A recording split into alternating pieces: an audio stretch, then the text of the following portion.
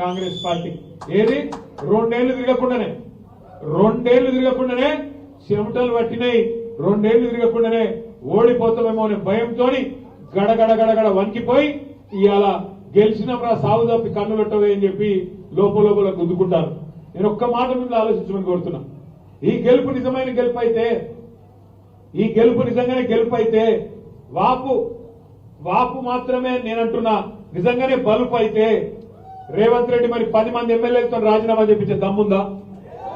Party మారిన 10 మంది ఎమ్మెల్యేలతో రాజీనామా చేయించి ఎలక్షన్ కు వచ్చే దమ్ము రేవంత్ రెడ్డికి ఉందా?